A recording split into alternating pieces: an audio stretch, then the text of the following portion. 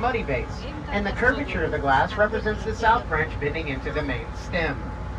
Immediately to your right is River Point, nope, that's Picard and Chilton, 2017 Parabolic Contemporary. That red steel sculpture is called Constellation, designed by Santiago Calatrava. Did you know that Chicago, there's only one mass transit, public transit system older than Chicago's? And it's London's. Yeah. London's OG, we're 2G. This is 150 North Riverside, by Getchin Partners, 2017. The foundation is 14 meters wide, and then it cantilevers out to 42 meters. It's a 54-story building on a 40-foot foundation. If you're not impressed with those numbers, can you throw me off the boat, please? I don't want to be on a boat with somebody that cocky. Even though it only has a 40-foot foundation, they're using the world's strongest steel. The building sways considerably in the wind, but there's an automated dynamic mass damper, 4 tanks of water rolling around on ball bearings according to what the wind is doing in real time. That's 100 North Riverside, Boeing, 1990. Originally from Morton Salt, Boeing took over in 2010. They lasted till 2022 when they had to flee to Arlington, Virginia to better lobby their failing corporation. They left behind a mostly empty building, but there's still a few engineers, and we're curious, what are they doing with an empty building and a handful of engineers? Well, our latest hypothesis, those remaining Boeing engineers are conducting a deep study of the building's doors and windows, because they work. That's a concept foreign to the Boeing Corporation. Here we have 2 North Riverside Plaza, Art Deco, Hollywood and Root. We're still on the right. We're going to be on the right unless I say otherwise. How did 2 North Riverside Plaza accommodate the railroads? By building next to them. That's why there's a plaza between the river and the building. 1928 Art Deco, Hollywood and Root. Did you know that Spider-Man and Stan Lee and Marvel are from Chicago? Yeah. Moved to LA later on, but Marvel is from Chicago. And that's why this is Peter Parker's newspaper, the Daily Bugle. When Stan Lee first commissioned the illustrator for Spider-Man, he came down here and drew this building. This is Gateway 1 and Gateway 2. Identical twins, commercial modernism, 1960s, Skidmore, Owings, and Merrill. Remember commercial modernism? Less is more. As I speak, there is a fleet of 24-year-olds attempting to sell term life insurance on a Zoom call. It's a miserable existence. When these trains roll by, does it jostle their Chromebook off of their cramped workspace? No. Are we that brilliant? Also, no. We are the best in the world at building super talls on swamp and landfill. But who's among the best in the world at building mid-rise corporates over earthquake zones? Where are my 49ers at? We called the experts. We said, hey, can you put a mid-rise corporate over an earthquake zone? They said, dude, seriously? So we bought a grommeted foundation design from y'all. And that foundation allows the building to swivel micrometers at a time so you don't feel the trains go by. I didn't believe it. So I interviewed 4 different people that have worked in these buildings, one of them since '88. All 4 separately interviewed said, I've never heard a train, felt a train, smelled the exhaust of a train. Some of y'all still don't believe me. Do you believe that you're moving 10,000 miles an hour right now? Because you are. The Earth is spinning at 10,000 miles an hour. If I don't feel it, it ain't happening. Well, that's dumb. We are moving 10,000 miles an hour. We have no frame of reference otherwise, but it's a fact. So let's think about 7th grade physics before we pretend to know everything. I believe the captain is going to give us full frontal of the Sears Tower. The Sears Tower, 1973 to 98, tallest building in the world. It's in the bundled tube construction. technique for super tall verticals. It's in the commercial modern genre. 110 levels, 107 elevators, 16,000 bronze tinted windows. Dr. Bruce Graham designed the building. Dr. Fazler Khan structurally engineered the building. Have you ever thought to yourself, why did the United States dominate the world in super tall vertical construction in the 20th century? Well, obviously steel and wealth, but there's a third component that you may not be remembering. Bangladesh. Somebody had to design super tall vertical construction, and Americans didn't do that. An immigrant from Bangladesh wrote all 4 super tall vertical construction techniques. And when he immigrated, I'll clap with you. When he immigrated to the United States, that's when we got the hat trick, the trifecta of super tall construction. Wealth, steel, and a Bangladeshi designer. That's the American dream, folks. That's what it's all about, collaborating. The Sears Tower? Oh, it's loads of different things. United has property there. It's lawyers, architects, a lot of emptiness. Yeah. Are you on the list? They changed the name to WILLIS in 2007. This is pronounced Sears. We are the only Anglophones on the planet that pronounce this group of letters that way. And the explanation is simple. The Willis Group flew into town in 2007. They signed the real estate deal. They signed the check validating it. We invited them to stake in a Blackhawks game, box seats. They said, no thank you, cheerio, back to London. No hard feelings, we'll catch them next time. Maybe at the River Dine for St. Patty's Day, they didn't show up. Opening day at Comiskey, they didn't show up. Opening day at Wrigley, they didn't show up. Memorial Day, 4th of July, Labor Day, Thanksgiving Parade, Christmas Parade, Toys for Tots, Coats for Kids, they didn't show up to any of it. So since they pretended like nothing happened when they obtained Chicago real estate, we followed their lead and we pretended like nothing happened. And that's why it's called the Sears Tower. And that's the rest of the story. Here we have the Chicago Mercantile Exchange, 1986, Fujikawa Johnson, postmodern corporate.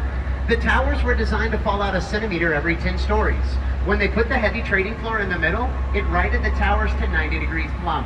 When Fujikawa was asked about this technique at an academic lecture on film, how did he answer? Oh, we're just glad it worked. That was on film. Here we have the Civic Opera Building, 1929. Graham Anderson Probst in white. The street side is in the Beaux-Arts de France. The lobby is in the Art Deco, and the riverside is in the French Renaissance. So like all stunningly beautiful things in my life, it has no idea what it wants. Luckily, she wants to have our baby at the end of July. I'm gonna be a dad. Yeah. Just 2 kids raising a kid. We're only 40. The Civic Opera Building is spelled perfectly because the Roman culture is worshipped by the French Renaissance genre, and so they use the Latin alphabet, and there is no U in the Latin alphabet. And they use the Latin alphabet because that's what the Romans used. So it's spelled perfectly. To call something in art spelled wrong or wrong makes the speaker look dumb. So let's avoid that word when describing art. You can use words like different, or on motif, or like that. Here we have 100 North Wacker, Getchin Partners, 2019, contemporary. You'll notice the event space is held up by 3 tridents. They really want you to see those tridents. They wrap them in expensive stainless steel, which bounces every sun ray into your eyeballs. Did you know it's dark almost half the year? Scientists call it night. So we put $250,000 in can lighting to bounce off the steel into your eyeballs. Why does Getchin Partners care if you see the tridents? That's Getchin Partners 2019 homaging themselves. Getchin Partners 2017. Qu'est-ce qu'on faut pas? Qu'est-ce qu'on faut pas? Ce n'est pas un faux pas. It's totally cool to homage yourself if you're a good artist. Rembrandt painted his own face in the stormy Sea of Galilee. Nobody called HR. And that Rembrandt is worth triple every other Rembrandt. because he's put his good-looking face in it. Artists, homage yourself. It adds value to the brand. This is the Great Lakes Building, 1912, Hollywood en route. You can learn more about it at boring.com. The address of the building is where the 1860 Republican National Convention nominated who to the candidacy for president? 1860 Republican? Abraham Lincoln. 4 months. And 4 months ago, I was on a tour and waited 27 seconds for the answer to that question. I'm a former teacher. I don't give answers. I give clues. I said log cabin, honest lawyer, top hat, theater murder. Up the back steps, his t-shirt read Arkansas, Razorbacks, Dad. He had 3 beers of sloshing, and he climbed the steps 2 at a time, and he goes, Abraham Lincoln, shame on y'all. It was the single greatest moment of my tour guiding career. He gave me a hug at the end of the tour and said, sorry, Bubba, I was getting the kids beers. They were adult children. His adult children. Did you know Danny from Bentonville? Salt of the earth. Yeah. Did you know that 1 in 3 people have mobility and balance issues? So take a look. The Chicago Riverwalk is my favorite feature of the city that's free. And there's 3 ways to access it for those of us with mobility issues. Where's Access? FCS. Franklin Clark State. I forgot. Where's Access? FCS. Franklin Clark State. Use your smartphone. Remember your dumb tour guide and look for the bridges that start with FCS. There's Access. This $1.1 million digital media projector displays art on the mart. You want to Google Chicago Art on the Mart to get those show times. It's absolutely free. Those giant Pez dispensers, those are barons of retail like JCPenney, Montgomery Ward, Marshall W. Field, Sears, Roebuck, Woolworth, and 2 guys that aren't important enough to remember. These floating gardens were installed in 2010. When we installed the gardens, we found 13 native species of fish. 10 years later, we found 71 native species of fish.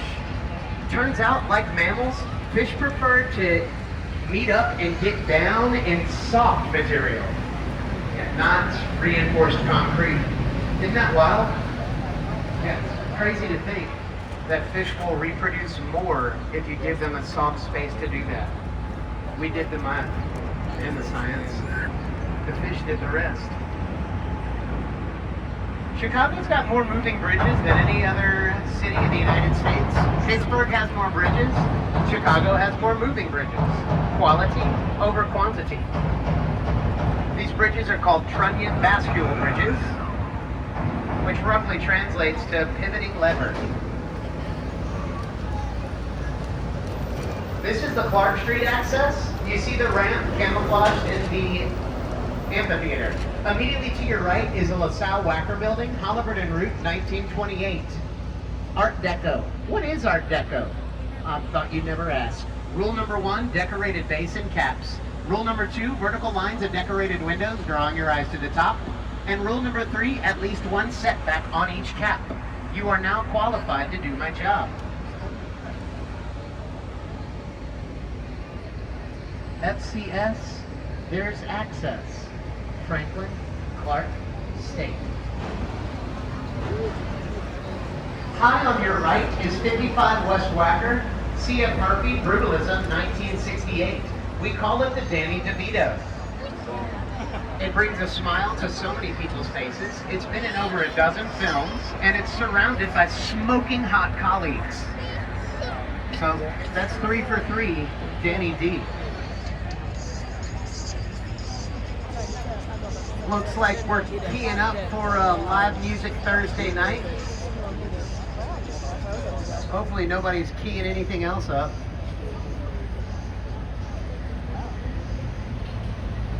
Did you know that Chicago has a 24-karat gold clock tower? Ahead of us on the right, gleaming in the Illinois sun, that is a 24-karat gold clock tower. It's the Carbide and Carbon Building, 1928, the Burnham Brothers. They say they put a 24-karat gold clock tower to make it look like a champagne bottle so they could stick it to Prohibition. I think it looks like a couple of other things. The bridge is open 8 times in the spring and 8 times in the fall, allowing sailors out for the season and then back in at the end of the season. That's the State Street access. Where's access? FCS, Franklin Clark State. Great memory. Thank you, folks. The Riverwalk's not always about getting turned. You can also quietly reflect your gratitude at the Vietnam War Memorial. Behind the memorial is the Jewelers Building, 1927 Cavet de Dinkelberg, hyper-decorated classical revival, destroyed in Transformers 3 featuring Shia LaBeouf. Why did the Jewelers need their own building? The South Side Syndicate was Al Capone, the North Side Gang was Bugs Moran, and the city center was the dirty mayor and his crooked cops. Between these 3 criminal enterprises, your jewelry store is getting robbed. Are you going to react, or are you going to be ready for it? Those jewelers collaborated and coordinated funds to build their own fortress with an armed car elevator inside of the building. Yeah. They decommissioned the elevator in 1947 for 2 reasons. Cars got too big, and we reclaimed our city from organized crime. But that's what they said. This is where the Fort Dearborn stood from 1803 to the 1830s. They suffered the Fort Dearborn Massacre in the War of 1812, where 250 mounted mercenaries of the British Crown killed everybody at Fort Dearborn. Everybody that was military.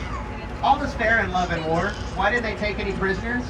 Well, the last couple times that the United States attacked Canada, we didn't leave any prisoners. We killed everybody. It's a war thing, you know? But it means that we'll never forget the Fort Dearborn. It's the first red star on the Chicago flag. This bridge is 16,000 tons. It's 106 years old, and it's rust-free. Do y'all want to play 2 Shrinks and a Lie? On your left is the Apple Store. 2017 Modern Prairie by Lowell Falstaff and Associates. The Chicago Reader claims that's the best place in the city to buy an iPhone if you want to drop it in the river that day. High on your right is the world's largest Hyatt Regency. 1984 postmodern hospitality, designed by Epstein and Sons, no relation. The White Tower with black vertical windows that is now appearing behind the world's largest Hyatt Regency, that is the Aon Center, Amico, Big Stand. 1971, Edward Durrell Stone designed the modern building. He clad the building in Italian Carrara marble. That's the same marble the statue of David is sculpted from. It's the same marble Scarface redecorated his bathroom with. Should we be using that marble on the exterior of a high-rise in a temperate zone? Architecture 101 said, don't do it, dum-dum. They did it anyway. 9 years later, Chicago winters buckled the marble, threatening to fall 80 floors on the public below.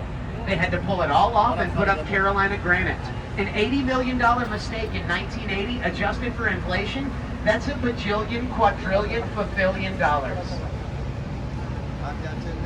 $80 million mistake. Oh, and he kept his job. Behind the James Hardy, you'll see the fashionista of Chicago high-rise culture. It's called Aqua by Genie Gang. It's a designer building, so it gets a designer introduction. Every single balcony is unique. Just like your Balenciaga handbag is unique, the designer knows it, the bag owner knows it, and the sweatshop worker definitely knows it.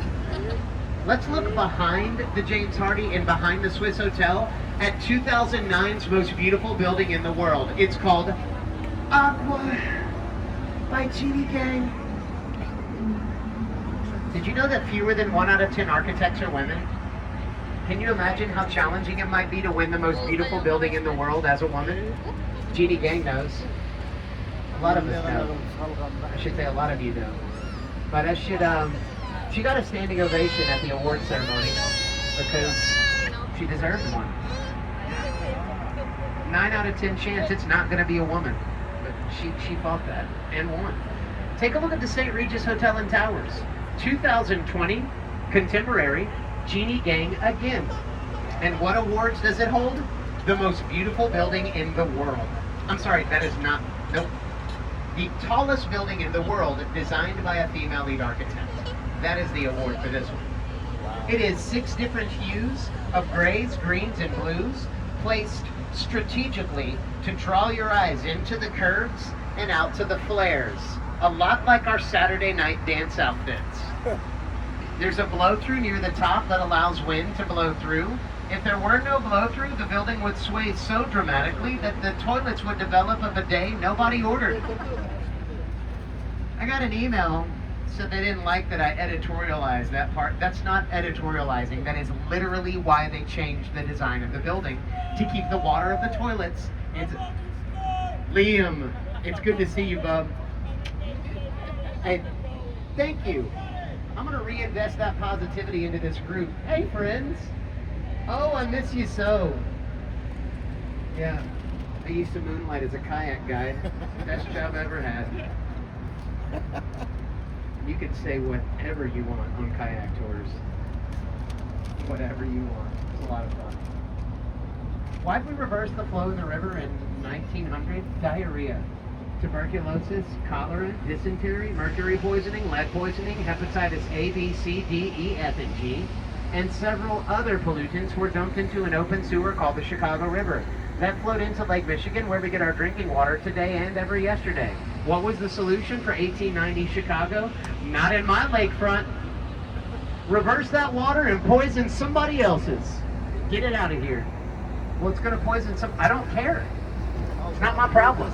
Not in my backyard. That's what we did. So, how did we do that? Are we interested in the reversal, or should I move on? Okay, cool. So this is a visual aid.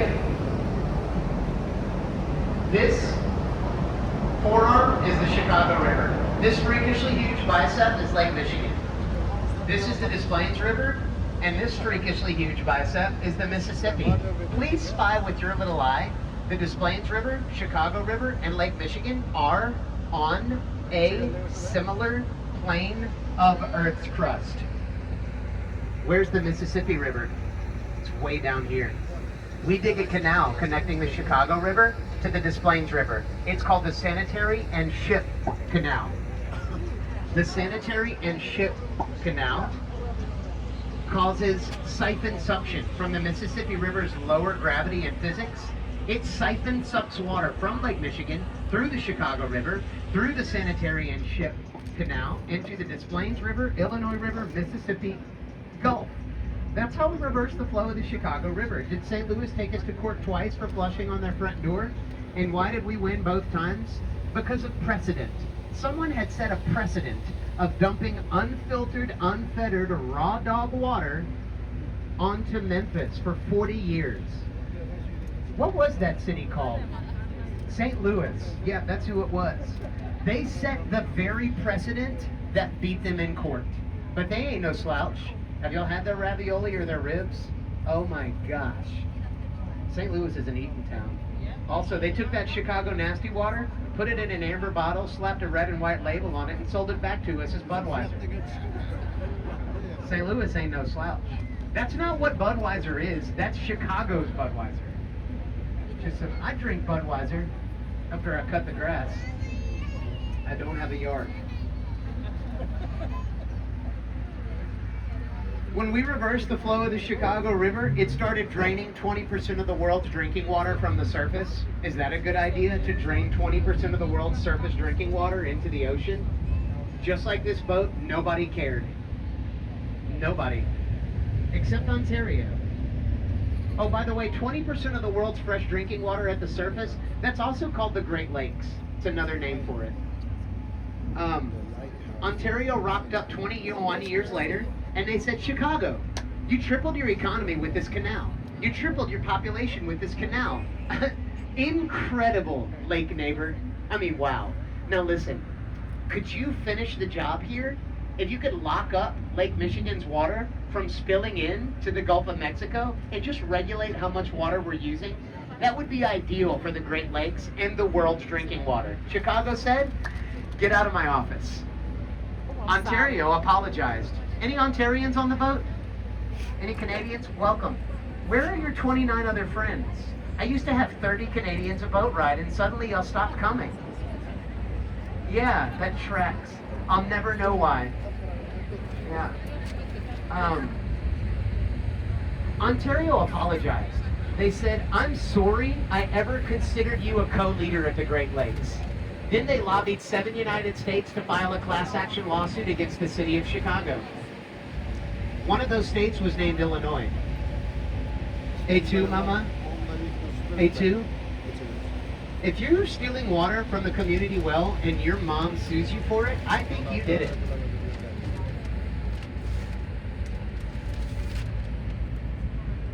That's the Navy Pier, Illinois' most popular tourist attraction. It's been a municipal pier, a commercial pier, an Army and Navy Air Corps training pier. Read my lips. George H.W. Bush learned how to fly a warplane at the Navy Pier. And in 3 years, that will still be true.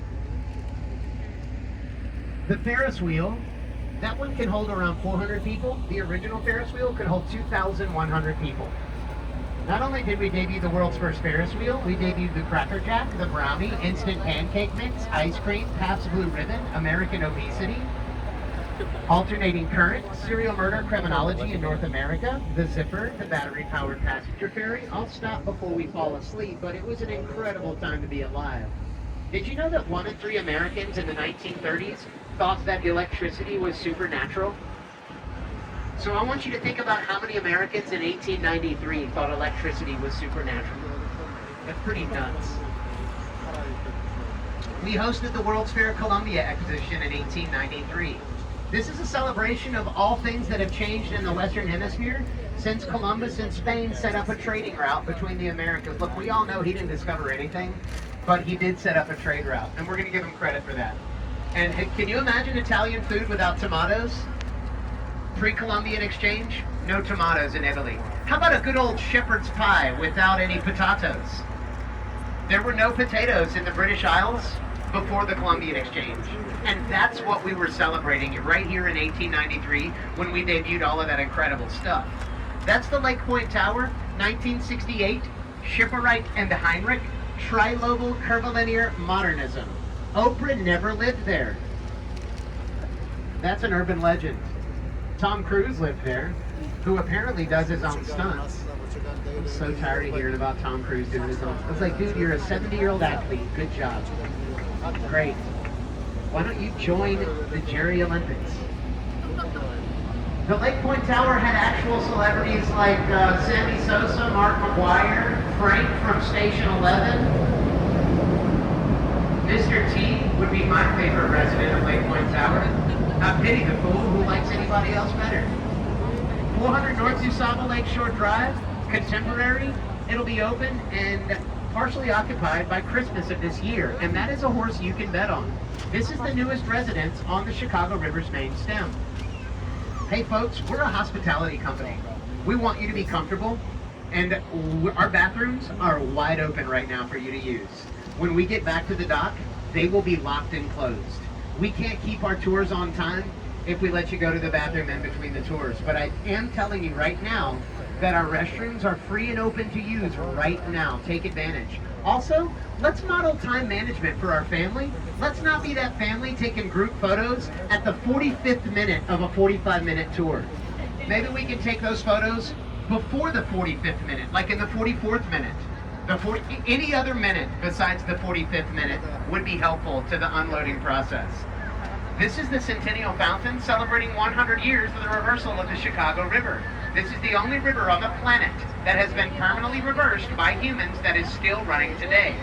The Chicago flag has 3 white stripes that represent the north side, west side, south side. 2 blue stripes represent the Chicago River and Lake Michigan. And 4 red stars represent the Fort Dearborn, the Great Fire, the Fair of 1893, and the Fair of 1933. Scott, you didn't talk about half of that stuff. That's because this is the half tour. Yeah. Come on the full tour if you want all of Chicago's history. This is the Instagram I Did It tour. Here we have the Sheraton of Chicago, 1992, Solomon, Cordwell, and Benz. The event space is so massive You could play a gridiron football game inside of the event space at the Sheraton. Some of us are from across the pond and across the world. Let me translate, since we don't know gridiron football. The event space is so massive, you could play a Premier League regulated associated football match inside of the event space. Perhaps that's why they call it the ballroom. So this corner didn't get it. Let me walk you through it. The reason that is hilarious is because it's a play on words between the toy ball and the party ball. That's why that's really funny.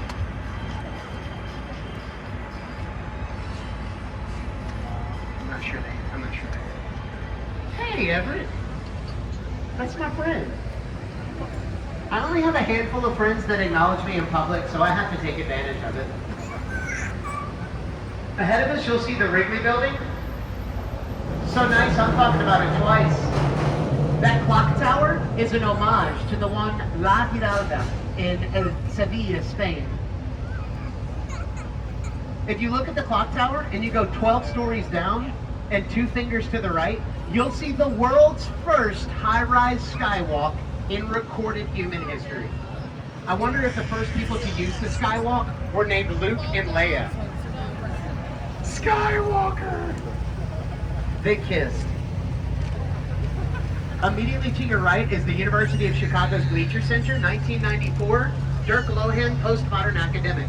I feel like it's common knowledge that the University of Chicago is a colleague of UC Berkeley, Harvard, MIT, Yale, Oxford. I don't need to repeat that 2, 3, 4 times, that the University of Chicago wins just as many Nobel Prizes as Harvard, MIT, UC Berkeley, Oxford, Yale. I mean, everybody just knows that intrinsically, that the University of Chicago is a global academic elite institution. So I'm glad I don't have to say that so many times. We get looked over a lot and I'm over it. But we don't get looked over at the Nobels. We cash those in, baby. Oh yeah. The Tribune Tower, 1925, Hood and Howell in the neo-Gothic style. The buttresses are flying, but they're not bearing load. Now, if it was built 1,000 years ago, those buttresses would have to be pushing in on the tower from all sides to make sure it doesn't fall over. But reinforced concrete bears its own weight. So it's just for looks. Just like these muscles. I can bench press the bar. Like the singular bar without any weights on it, I can do that. Progress. Y'all know where the Wrigley's got their money? Chewing gum. I'm so glad you said that because I was going to stand here silently until somebody answered the question. Where did they get their start? Soap. Detergent. They were so bad at making detergent that eventually shopkeepers said, "Hey Willie, you're a nice kid. We can't sell that awful detergent anymore. It's causing burns on my children. But can we do business with that candy?" Wrigley pivots from selling crummy soap to popular gum. You can tell by the beauty and grandeur of the building, he clearly made a mint. A double mint. A spearmint. Some call it the juicy fruit of his labor. Now before you throw me off the boat, I've got a QR code. If you can ask questions on here, there's a suite of apps that you can use on this to keep in touch or other things. Now, how do y'all feel about democracy? Yeah, that's about how the country feels about it. We've got the juicy fruit jingle, which is short and sweet. We've got the double mint jingle, which is a little saucy. Or we've got no jingle at all. Democracy decides. The democracy that nobody cares about. So who wants the juicy fruit, short and sweet? All right, yeah. And who wants the double mint, saucy and vivacious? And no jingle at all. Who's gonna vote for that? All right. Can I get a 5, 6, 7, 8? 1, 2, 3, 4. 5, 6, 7, 8. Double your sentiment, your merriment, double your moments of fun, and double your delightment with arrivement for refreshment. It's the only one. Oh, double your pleasure, double your fun. That's statement of the great Minton Double Man. Be kind to yourselves. Be kind to my city. Thank you for choosing Manila.